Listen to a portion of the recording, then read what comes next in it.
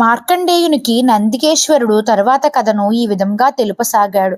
అప్పుడు సరస్వతి బ్రహ్మలు, లక్ష్మీనారాయణులు, శచీ పురంధరులు, దిక్పాలక గంధర్వ అప్సరవసులు, ఏకాదశ రుద్రులు, 33 కోట్ల దేవతలు అందరూ ఆనందంతో వికృత చేష్టలతో, శివకింకరులు ఆనందముతో పరమశివుని చుట్టూ నిలిచారు. ఇలా తన ఎడల ప్రసన్నుడై సమస్త పరివారముతో ప్రత్యక్షమైన పరమశివుణ్ణి చూసి పార్వతి చిరకాల విరహమును మరిచి ఉప్పొంగిపోయినది. ఆమె శరీరమంతా రోమాంచితమైనది. ముఖమున చిరు చెమట రాగా పార్వతి తలవాల్చుకొని తన పాదవేళ్లను చూసుకుంటూ సిగ్గుతో మౌనముగా నిలిచింది. శివుడు వృషభమునకు దిగివచ్చి తపస్సు చేత నిర్మలమైన పార్వతీ చేతిని పట్టుకొని, దేవి, ఎందుకు అకారముగా నన్నెలా వ్యాకులపరిచావు? సర్వజీవులకు ఆధారమైన నీకు నేను చేతులు మోర్చి ఉండలేదా? ఓ దేవి, చంద్రుడు వెన్నెలలాగా మన కలయిక, మన ఐక్యము నీకు తెలియనిదా? నీ ఈ ముగ్ధత్వం అనాది సిద్ధం కదా. సుకుమారమైన నీ దేహమును ఎందుకు ఇంత కఠిన తపస్సునకు గురి చేశావు? నీవు లక్ష్మిని, నేను హరిని. నేను బ్రహ్మను, నీవు సరస్వతివి. నీవు వారునివి, నేను ఫణీంద్రుడను. నేను శనిని, నీవు రోహిణివి.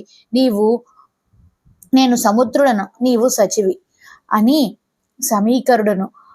నీవు ప్రకృతివి, నేను పురుషుడను అని తెలుసుకున్న దానివి నేను. నీవు తెలివివి, నేను అర్థము వాక్కుని నీవు. నీ స్వేచ్ఛచే నా చిత్రపాసమే నీవై స్వేచ్ఛచే శరీరము ధరించి ఈర్ష్యచే వృధాగా నన్ను వ్యాకుల పరుస్తున్నావు.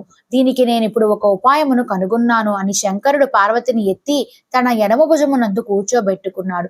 సిగ్గుతో పార్వతి శివునిలో ఒదిగిపోయినది. ఇలా ప్రేమగా కలుసుకున్న శివశక్తుల శరీరములు ఏకమై 2 సగభాగాలు కలిసి పట్టుకొనబడినట్లు ఉన్నాయి.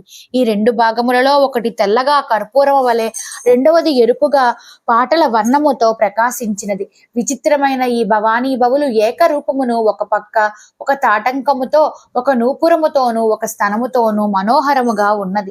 తన వామభాగమును అర్ధాంగికి ఇచ్చాడు కనుక ఆనాటి నుండి శివుడు వామదేవుడు అని పిలువబడుతున్నాడు. అప్పుడు శివుడు తన ప్రియ భామినితో, ఓ దేవి, ఇకపై నీవు కోపముతో నా నుండి వేరొకటుకు వీలు లేదు.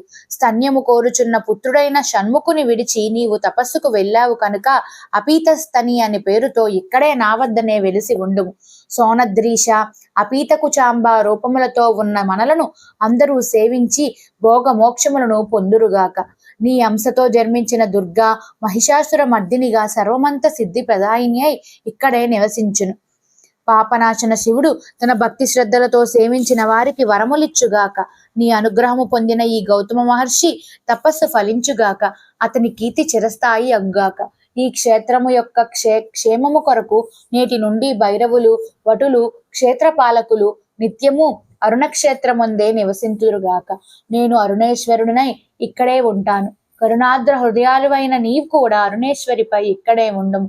ఇలా అరుణేశ్వరుల సాన్నిధ్యము వలన సకల మానవులకు సర్వసిద్ధులు సులభంగా లభించుగాక. పార్వతీ పరమేశ్వరుని ప్రసన్నుని చేసుకొని శివ వామభాగి అయిన ఈ దివ్యగాథను వినువారికి, పఠించి వారికి సర్వశ్రేయస్సులు కలుగుగాక అని పరమేశ్వరుడు సర్వ జగములను ఆశీర్వదించాడు.